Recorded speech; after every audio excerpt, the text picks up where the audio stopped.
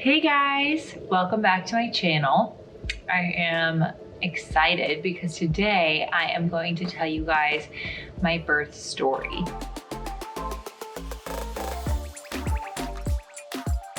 I already uploaded my birth vlog, so I can put it up here for you guys to see. But I felt like you guys kept asking me certain questions and I feel like I didn't necessarily cover everything that happened in my birth in my vlog. Obviously, it was a bit difficult to film and give birth at the same time, but I just kind of did the best that I can in terms of like updating you and everything that would happen. But I kind of wanted to film something to give you a little bit more insight and a little bit more behind the scenes about my birth, because it was such a wonderful and special day, and I honestly had such a positive birth experience that I wanted to share it with you guys.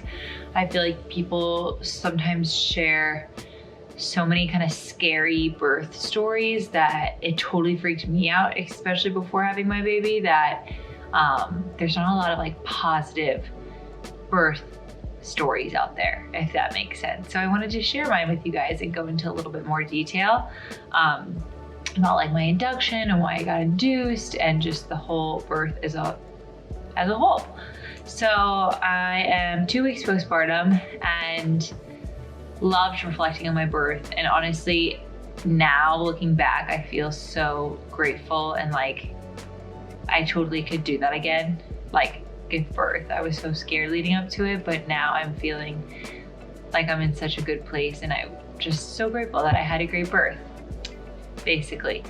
But let's just start off with the beginning, I guess. So obviously, like any other parent, I feel like most moms, by the time they hit like 38 weeks, they're like, get this baby out of me. They're like raspberry leaf tea, dates, all that good stuff. I was doing it all.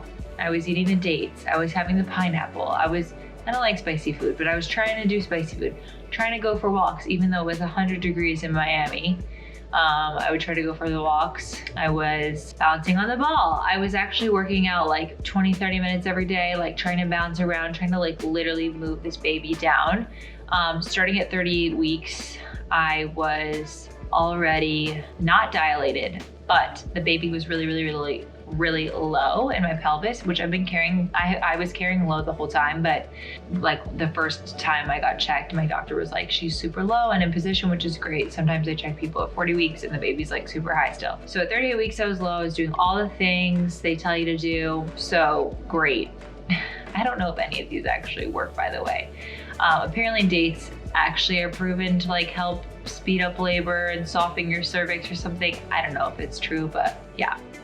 So that was 30 weeks. 39 weeks rolls around, same thing. I actually go in, I get checked, and she says that I'm 2 centimeters dilated, 50% effaced, I think, or something, which I was like, yes, I literally thought I was gonna go in and not be dilated at all. Well, it turns out that doesn't really mean anything. Just because you're dilated, you could be dilated like weeks and weeks before you give birth, okay? So didn't think much of it, but I was just excited that like things were going in the right direction. Now, already my doctor had mentioned the idea of induction. She never actually said like, oh, I want to induce you, but she said that she doesn't want me to go too far past my due date. So this was already something in my mind of like, okay, because she was like, I would like to like you to deliver like this week. And it was the week that I was due, September 8th, which is a Wednesday. So she was like, by the end of the week, which would be Friday, the 10th. So it was already on my mind that like this could happen, and she didn't want me to like go past my due date. So whatever, I was still hopeful that I would go into labor naturally. That was obviously my main goal.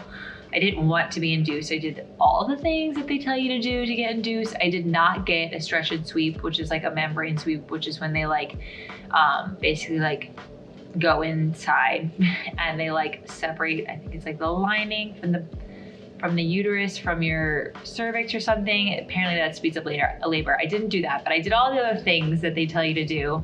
I had that little mishap where I thought that my water broke or was leaking, but it wasn't. Must have just peed myself. So nothing really happened. And fast forward to the week that I'm due, Tuesday, so the day before my due date, the 7th, I went in for a check, and actually my doctor wasn't there that day, so I had to see another doctor. And he's checked me. He's like, yeah, you're a little over 2 centimeters dilated, like still effaced. Baby still looks good. They did an ultrasound just to make sure that my like fluid levels were good. And he was like, everything looks good, but like, did your doctor talk to you about getting induced tomorrow? And I was like, tomorrow? Like, whoa, you know, like I thought maybe this week if it doesn't happen, whatever. But she was like, apparently wanting it tomorrow. So she talked to me, he talked to me, told me all the pros and cons about being induced. Obviously, there's plenty of pros and cons each way. Everybody's different. Again, I didn't want to be induced. This is just what they recommended. They were explaining to me on how, like, obviously I've had a great pregnancy so far. Everything's been great, knock on wood. Just healthy me, healthy baby. Everything's good. The longer that you wait, the more time elapses and the higher risk you have of something going wrong, just because anything can go wrong at any time. The longer you wait, the more things can go wrong. I was looking up online, there's like higher stillbirths, higher like percentage of that the older they get. They can have like, they can poop inside of you and like you can get an infection. So it's just like more risks come about the longer you wait. And she kept saying that because I had a favorable cervix, which basically just means I was already dilating on my own, like she was already super low, like my body was already going into the things, doing the things that needed to do, that like if I was induced, the likelihood hopefully of me needing a C-section or something going wrong isn't likely. Because a lot of people who aren't dilated at all or whatever, apparently if they get induced, the inducement can take a really long time and sometimes not even work, whatever. Obviously my goal was to have a safe, healthy baby, ideally not a C-section. That was my goal. I didn't really have another birth plan going in. That would be my recommendation to any mom, is that you don't want too much of a birth plan, because like you want to know what you want, but at the same time you don't want to be like, I need this, this, this, and this, because I feel like when you do that, it just never happens exactly how you want it. So be open-minded and just go into it knowing that you're going to do whatever needs to be done to have a healthy delivery for you and your baby. So anyways, he explained all the pros and cons to me about inducing and whatnot. And at this point, I was so excited to meet her and so over being pregnant that I was like, heck yes, let's do it. I was like so pumped. I mean, I didn't want to be induced, but at this point, as per my doctor's recommendation, which I'm going to follow what my doctor recommends for me, I was like, okay, let's do it. Like, I'm down. So that was the day before. And then literally they scheduled me for the next morning, 7 a.m. to be induced. Sure enough, I went in at 7 a.m. By the time I filled out all the forms, whatever, had my IV in at 8 a.m. IV was not fun, but it was whatever. It is what it is. IV sucked. They took some blood, got me on saline, knew I wanted an epidural going in. So you do need a whole bag, I believe, of fluids before they can do an epidural and like blood tests and stuff. So they started doing all that. They started me on Pitocin, like on a level 2, super low. She's like, we're gonna go low and slow. This might take a really long time, but like, we're just gonna let your body just like, you know, gonna go low and slow. We're not gonna rush it. There's no need to rush. I was like, perfect, great. Thinking I'm gonna be there till like possibly in the middle of the night, you know, or tomorrow, or like the next day, you never know. So starts me really low. I'm chilling, feeling like slight cramping, very not bad, very mild, thank God. And also the fact that I was induced, it kind of took the fear of like going into labor in some random place or in the middle of the night and like laboring at home, and how long do you stay home and labor at home? Like, you know, all of that was very stressful. The thought of it was very stressful to me. So being induced actually took all that stress away, and like it was actually ended up being good for me. So that's a positive. Anyways, I was watching my iPad, I was hanging out. They came in to check me. I believe I was like a 4 centimeters dilated or something like that. And my doctor was like, okay, we're gonna break your water. And I was like, oh shoot, like already? Okay. Meanwhile, this is at like, I don't know, 10, 11 a.m. So I'm like, okay, gosh. And she was like, you know, once I break your water, the contractions are really gonna start to like pick up and you're gonna be like in more pain. So like, if you want the epidural, you have to let us know like, you know, 45 minutes before you think you want it, because by the time the anesthesiologist comes up and whatever, gets ready, it can take a while basically. So don't wait till you're like absolutely dying to get the epidural. And I was like, okay, you know, thinking I'd put it off for a while. So she breaks my water. That was very, very uncomfortable actually. Not too bad, but just not as easy as I thought. Like she really had to get up there with this like little pick thing and break it. Not great. In fact, she was like, do you want me to stop? And I was like, yes, but no, like at this point you're up there, like please just break it. So she broke it. It was like a huge gush. And I was like, wow, this feels so weird, like peeing on a table. Every time I would like laugh or sit up, like more would gush out. And then sure enough, she was right. Like I could start immediately feeling a little bit pain in the contractions. At this point, my Pitocin was at like a level 3 or 4, like still very low, but I was having consecutive contractions like really well, like very in a good rhythm and timely manner, I guess, whatever. I don't know the proper terminology. So then they get me up on the bouncy ball and I'm bouncing and I'm FaceTiming my mom and I'm watching my iPad and it's like all is well and I'm like, oh, this hurts, okay, but I'm okay. Oh, this hurts. Well, the contractions started to come every minute, and then literally as I'm FaceTiming my mom, like I was fine, and then like 10 minutes later, I'm like, ow, this is like really hurting, and I have to like stop talking and like, you know, grunt for a second. I was like, shoot, like this is starting to really hurt. I really thought I would like last longer. Like it's only 12 o'clock or something. I was like, God, I didn't think I'd get the epidural till like 5 p.m., you know, because you're like confined to a bed and they say to like wait as long as you can, because being confined to a bed for like a really long time is not ideal. So I thought I'd last longer, but I was like, God, this freaking hurts. And then literally just so quickly, I was like, I can't do this. Like, what am I waiting for? Am I gonna just like be in pain for another hour? This was happening like every minute. So I was like, screw it. Like, I'm gonna get the epidural now. They were like, get it. They were awesome. So pretty quickly after that, like I would say 15, 20 minutes, they came in, they set me up. I was deathly terrified of the epidural. So scared. Just the idea of like a needle in your back, just in spine, just freaked me out. But I'm here to tell you that I love the epidural. The epidural is my best friend. They put it in, how it works is they did a little numbing shot, which they were like, if you've ever been numbed, or like, yeah, numbed anywhere, like when I got my ingrown toenails out, like when they numb you, it burns when the medication goes in. That's like the worst part. It's not even like the needle, it's like the burning. So that's what happens in your back. So they were like that, you're gonna feel that, and then you're gonna be numb. And then by the time they do the needle in the spine situation, you don't feel it. And I was like, yeah, right. Like I'm gonna not feel that. But basically, numb my back. It was not bad at all. Like the numbing hardly hurt at all. Like I swear the IV was more painful than the epidural.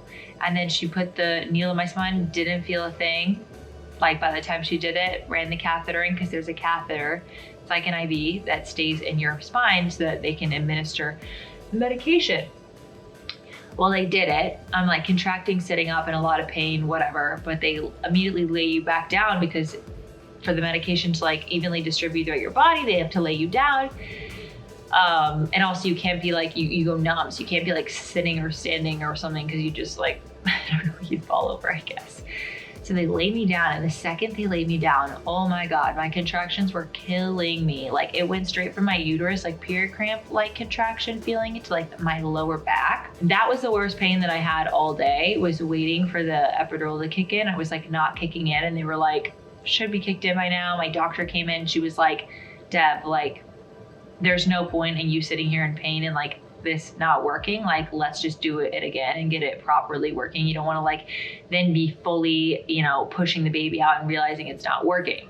I was like, oh, I don't want to get it again. But honestly, it wasn't that bad, and my legs were already kind of numb, so I was like, screw it, we'll do it again. They sit me up, which then requires my legs to be dangling, because you sit on the edge of the bed. And if you saw my birth vlog, you would see that the nurse was talking to me about that situation, and how they sat me up and my legs were dangling, which caused all the medication that was kind of working in the epidural to go straight to my legs. Anyway, she comes back in, she takes it out, redoes the epidural. I literally did not feel a thing. It really was not bad. Like I love the epidural, love it. By the time she even finishes, I'm like, am I having a contraction? They're like, yeah. And I'm like, oh, well, I guess it's working now. So either the other one just took a long time to work, or the new one worked quickly. I don't even know. But basically, I couldn't feel a dang thing. They laid me back down, and my legs were so freaking numb. Like it was so weird. They would pick up my legs, and it was like an out of body experience. I was like, whoa. I had the shakes, I was shaking, and you know, that was not ideal, but it wasn't like I was in pain. I was chilling for a few hours, because again, I got this around 12. So this is probably now like 1 o'clock. chilling till 4 o'clock, where I'm like, ow, you know, I can kind of feel these contractions again. Why are my legs so numb, but I can still feel these contractions coming? They're like, that's weird, let's check you. So they check to see, I guess as your cervix dilates, you like can bleed a little bit. So they checked, and of course there was like a whole bloody show, and they were like, oh, wow, okay, let's check you. So she calls my doctor, she's like, can I check her cervix, see how dilated she is? She's like, yeah. So she sticks her hand up there. She's not even like, I feel like her fingers aren't even fully in, and she's like, oh my God, like baby's head is right there. She's like, you don't feel like the urge to poop, because apparently when you are about to like deliver, you feel like you're gonna poop. She's like, you don't feel like anything? And I'm like, no, I don't feel a dang thing. All I feel is like my contractions, but like, I don't feel my legs. I don't feel anything. She's like, your baby's there. You're 10 centimeters dilated. Like, it is time to push. And I was like, OMG, this is at like 4 o'clock. I'm like, oh my God, that was just so fast. Like it was just 0 to 100. I thought it was gonna be such a longer process. So finally my doctor comes in. She's like, we're gonna try to push this baby out in 45 minutes. And I'm thinking 45 minutes sounds like a really long time, but apparently it's not. Apparently people push for hours. Like that's super normal. I was freaking out though, because I couldn't feel my legs. And how are you supposed to push, you know, down there if you cannot feel a dang thing? Like, I don't know how to explain how difficult it is to push when you can't feel anything, but I would not trade that for feeling everything. Let me just be straightforward. I would rather have trouble pushing and not feel anything than feel everything and be able to push well. Now, maybe second time around, I would not need a second epidural and not be sat up to where all the medication would like go straight to my legs and like lower abdomen and super numb. Maybe I would just be like a little less numb so I could feel a little more, but I still was very happy I was numb. Anyways, long story short, everyone's teaching me how to push. Johnny's leaning in there. Breathe, breathe. No, you're pushing through your face, because I kept pushing, but it was like, I felt like I was gonna literally pop a blood vessel in my eye. Like, cause I couldn't push down there. I was just like, cause you're holding your breath and pushing. It's like pushing through my face. Anyways, Johnny's super involved, telling me how to push. The nurses are, everyone's like, good, good. No, that wasn't a good one. Like, I was like laughing for part of it, because Johnny was so like coaching me on how to do this. I'm like, shut up. Like, do you know how to do this? No. Anyways, 30 minutes later, she pops out. I tore a tiny, tiny, tiny bit. I was very scared of tearing, and I was like, I don't want to tear, give me an episiotomy. And she was like, anti-episiotomy. Luckily, because she was like, if I had to given you an episiotomy, I would have needed like a zillion stitches versus like, I just did this tiny, tiny little tear, and she did like 4 stitches. Literally, it was nothing. 30 minutes later, Enjoy Lodi was born. Yes, she was. She popped out on my chest, and she was so hairy, and she had such a big cry. It was so surreal. I can't even explain to you. Like, well, first, before she popped out, they were like, feel her, she's got so much hair, feel it. And I remember sticking down there and feeling like the top of her head. That was so weird to me. I was like, oh my God, like that's my baby's head. And then when she popped out, it's just like, because you imagine like, what is she gonna look like? You know, what's it gonna feel like? And when you see your baby the first time, it's just like, holy shit, like this is my baby. I can't explain it. It was so crazy.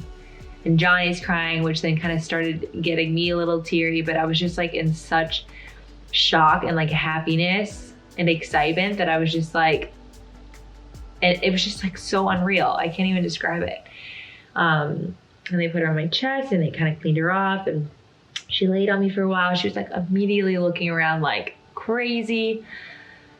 And that was it. They delivered the placenta, they stitched me up. Sad news about my placenta, actually, when I got home and Johnny forgot to put my placenta in the freezer, because you're supposed to freeze it before you ship it to get these encapsulation pills. He forgot to do that, so it like got warm, which obviously is like not good for an organ that you're gonna consume. So we had to throw it out. So I didn't get to take the placenta pills, sadly. But anyways, delivered the placenta, stitched me up, weighed her, did all the tests that needed to be done. I did wait to have her bathed until the next day, because I hear that having like the vernix a little bit like on their skin like is good for them. So I did that, did the skin to skin. They immediately tried to get her to latch. She was such a great latcher. She was like, so funny.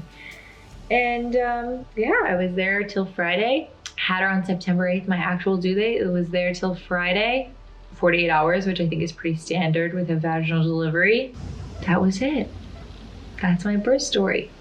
So I hope you guys enjoyed this vlog, and I hope that I gave you a little bit more insight and a little bit more detail, like every detail of the delivery, because the video was, you know, kind of like cut and paste and whatever. I did my best.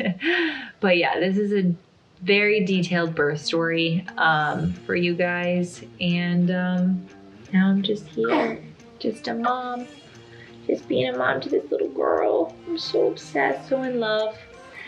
Thank you guys for all the warm wishes, well wishes. I've really enjoyed reading all of your DMs and recommendations. I love asking you guys for help on certain products and whatever, anything that I may need. So thank you guys so much. I always look forward to hearing from you and hearing your feedback. Don't forget to like and subscribe if you like this video. And yeah, I guess I will see you on my next vlog. Say bye, Dodo. She's passed out. Say bye, Dodo. Oh my gosh, she's so tired. All right, guys. See you next time.